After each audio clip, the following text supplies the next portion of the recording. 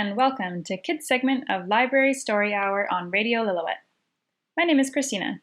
Thank you for listening. Today's segment is all about imagination.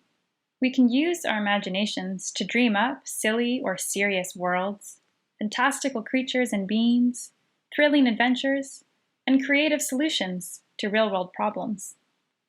We're going to read the story The Magic Boat, about children who use their imaginations to transform an old boat on the beach. We're also going to hear 2 imaginative poems and listen to a song. Imagine if sunlight fell like snowflakes. This is the poem Sunflakes by Frank Ash, and I saw it in the book Sing a Song of Popcorn, Every Child's Book of Poems, published by Scholastic. If sunlight fell like snowflakes, gleaming yellow and so bright, we could build a sun man. We could have a sunball fight. We could watch the sunflakes drifting in the sky. We could go sleighing in the middle of July through sun drifts and sun banks. We could ride a sunmobile, and we could touch the sunflakes. I wonder how they'd feel. Imagine what those sunflakes would feel like. Would they be warm? Hot even? Sharp or soft?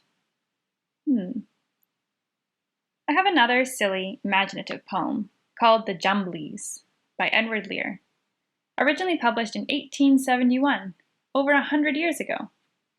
Edward Lear is known for making literary nonsense and poetry popular. That means that his poems don't always make complete sense, but use your imagination and you'll have fun and enjoy the silly world that he creates. They went to sea in a sieve, they did. In a sieve they went to sea. In spite of all their friends could say, on a winter's morn, on a stormy day, in a sieve they went to sea. And when the sieve turned round, and everyone cried, "You'll all be drowned!" They called aloud, "Our sieve ain't big, but we don't care a button, we don't care a fig. In a sieve we'll go to sea." Far and few are the lands where the Jumblies live. Their heads are green and their hands are blue, and they went to sea in a sieve. They sailed away in a sieve, they did. In a sieve they sailed so fast, with only a beautiful pea-green veil tied with a riband by way of a sail to a small tobacco pipe mast. And everyone said who saw them go, "Oh, won't they be soon upset, you know? For the sky is dark, and the voyage is long, and happen what may, it's extremely wrong in a sieve to sail so fast." Far and few are the lands where the Jumblies live. Their heads are green, and their hands are blue, and they went to sea in a sieve. The water it soon came in, it did, the water it soon came in. So to keep them dry they wrapped their feet in a pinky paper all folded neat, and they fastened it down with a pin. And they passed that night in a crockery jar, and each of them said, "How wise we are! Though the sky be dark, and the voyage be long, yet we never can think we were rash or wrong, while round in our sieve we spin." Far and few are the lands where the Jumblies live. Their heads are green and their hands are blue, and they went to sea in a sieve. And all night long they sailed away, and when the sun went down, they whistled and warbled a moony song, to the echoing of a coppery gong, in the shade of the mountains brown. "Oh, Timbalow, how happy we are, when we live in a sieve in a crockery jar, and all night long in the moonlight pale, we sail away with a pea-green sail, in the shade of the mountains brown." Far and few are the lands where the Jumblies live. Their heads are green and their hands are blue, and they went to sea in a sieve. They sailed to the western sea, they did, to a land all covered in trees. And they bought an owl and a useful cart, and a pound of rice, and a cranberry tart, and a hive of silvery bees. And they bought a pig, and some green jackdaws, and a lovely monkey with lollipop paws, and 40 bottles of Ringabolee, and no end of Stilton cheese. Far and few are the lands where the Jumblies live. Their heads are green and their hands are blue, and they went to sea in a sieve. And in 20 years they all came back, in 20 years or more, and everyone said, how tall they've grown, for they've been to the lakes and the torrible zone, and the hills of the Chankly Bore, and they drank their health and gave them a feast of dumplings made of beautiful yeast. And everyone said, if we only live, we too will go to sea in a sieve, to the hills of Chankly Bore. Far and few are the lands where the Jumblies live. Their heads are green and their hands are blue, and they went to sea in a sieve.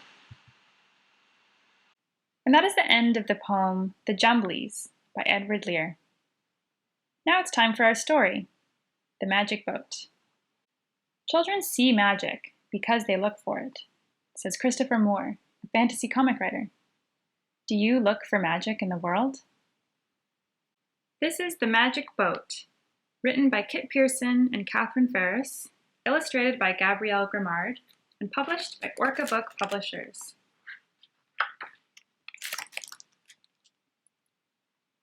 Every summer morning, Ellie and Nana went to the beach. Ellie built castles and decorated them with shells and pebbles. She stood on the shore and let the cold waves wash over her toes. She jumped on kelp bulbs to make them pop. Why don't you play with the other children? Nana asked Ellie. But Ellie was too shy to talk to them.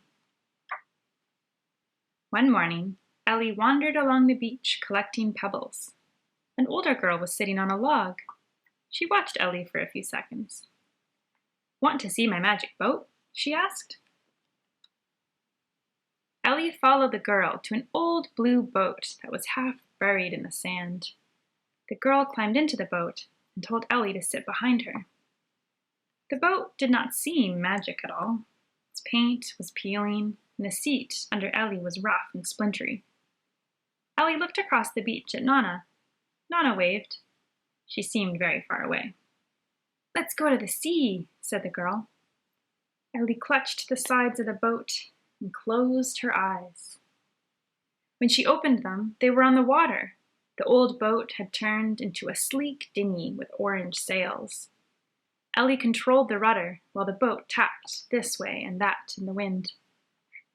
They skimmed past islands studded with sleepy seals. They raced a boy in another boat. In the distance, a pod of orcas sliced through the waves. Nearby, a heron was trying to swallow a very large fish. When they laughed, the heron croaked and flew into the air. Let's fly, said the girl. The boat turned into a balloon, and up they rose with the gulls. A red-headed vulture wobbled above them, searching for carrion. They looked down upon an eagle's nest. A tiny ladybug zipped by. A raven flew by so close they could hear the whomp of its wings. Then it turned a somersault in the air. A kingfisher let out a rattling cry and plunged into the water. Ellie, called a faraway voice. The balloon turned back into the old blue boat. It's time for our snack, called Nana. Bring your friend. Ellie and the girl sat on a blanket, eating Nanaimo bars and drinking juice. What's your name? Asked Nana. Piper, said the girl. This is Ellie, said Nana. The next morning, Ellie rushed to the boat. Piper was sitting in it, waiting for her. Today, can we go under the sea? Asked Ellie. The boat became a submarine. Down, down it sank into the dark ocean depths. Above them shimmered a tight herring ball. They followed a glowing jellyfish carried by the current. A giant octopus spread out its legs as it landed on the seabed. Schools of perch darted through a forest of sponges.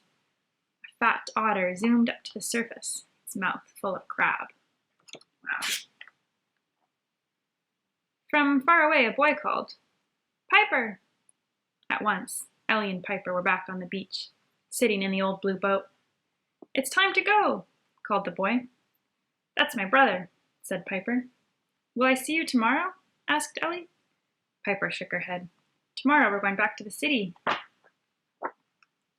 The next morning, Ellie sat in the old blue boat, all by herself. She tried to sail out to the sea. She tried to fly in the air. She tried to sink under the water, but nothing happened. Ellie got out of the boat. She sat beside Nana for a long time, watching a boy dig a hole. There's nothing to do, she complained. For a while, Nana helped Ellie build a castle.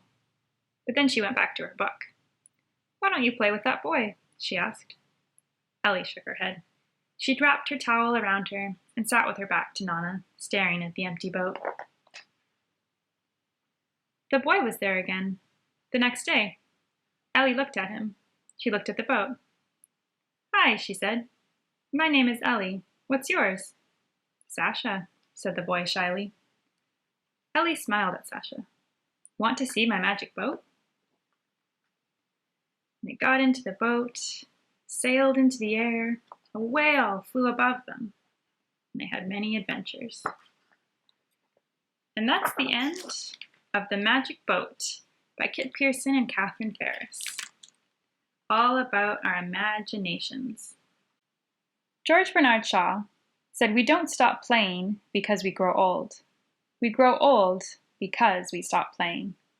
So no matter your age, I hope you can look for magic in the world and never stop playing and using your imagination. Envision a silly, nonsensical fantasy world, or perhaps a brighter future for our own world. I hope you enjoyed today's kids segment of Library Story Hour here on Radio Lillooet. I'm going to end this segment with a song called Imagination by the musician Jess Penner. See you next time.